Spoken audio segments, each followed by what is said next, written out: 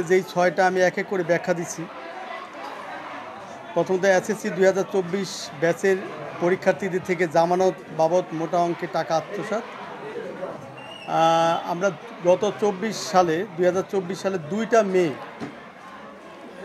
এই 2টা মেয়ের কাছ থেকে জামানত নিয়েছি। আমি মিথ্যা বলি না, আপনারা একটু সবাই খেয়াল করবেন।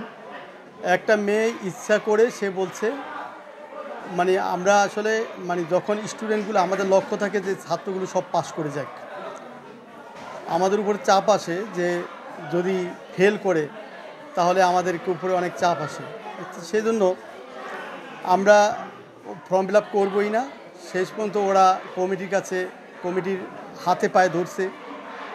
তো তখন কমিটি আমাকে চাপ দেওয়া শুরু করলো। আমরা হিসাব মিলাইতে পারি না, এমন একটা অবস্থা। কারণ যে শূন্য পেয়েছে তার মধ্যে 0 পেয়েছে, 2 পেয়েছে, 1 পেয়েছে। তো এখন ছাত্র সংখ্যা দেখা গেছে যে প্রায় 20-25 জন ফেল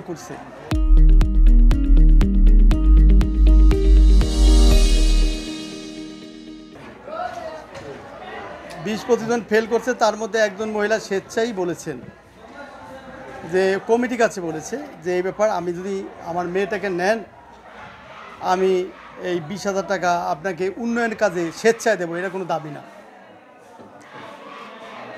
তো আলহামদুলিল্লাহ কমিটি আমাকে তখন চাপ দিল যে ঠিক আছে আপনি নেন। আপনারা জানেন যে অনেক সময় আমরা গভর্নিং বডির চাপে থাকি, গভর্নিং বডির সিদ্ধান্ত ছাড়া কোনো কাজ হয় না স্কুলে। তো সেই মোতাবেক সে স্বেচ্ছায় টাকা দিয়েছে এবং তার ফর্ম ফিল আপ করার পরে সেই টাকা, আরেকজন আছে ওই মুনিয়া নামে একটা মেয়ে আছে, আর এই 2 বছর ছাড়া হয় নাই, গত বছর ছাড়া কোনো হয় নাই। তো বলা হয়েছে যদি ফেল করে, চাপাচাপি যখন করে ফেল করে, তাহলে এই টাকাটা তাকে ওই বিদ্যালয়ের উন্নয়নের কাজে, এটা কারো পকেটেও যায় নাই, এটা বিদ্যালয়ের উন্নয়নের কাজে ব্যয় হবে। তো সেই মোতাবেক আমরা এই যে কলপার দেখতে পাচ্ছেন যে পাকাটা করছি, এটা ওই টাকা দিই। আজকে যে কলপার এই পরিবেশটা ফিরে আসছে, কলপার কত সুন্দর পাকা হয়েছে, মূলত বলা হয়েছে যে সে 5,000 টাকা, তার মনে আছে তার ডেট শেষ, বোর্ডে কাজ করতে 5,000 টাকা লাগছে, আর 15,000 টাকা তার সে দিচ্ছে 20,000 টাকা।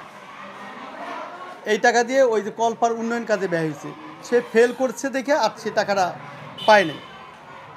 তো আবার বলছে এটা আমার কোনো ব্যক্তিগত কোনো সিদ্ধান্ত না, আমি ইচ্ছুকই ছিলাম না।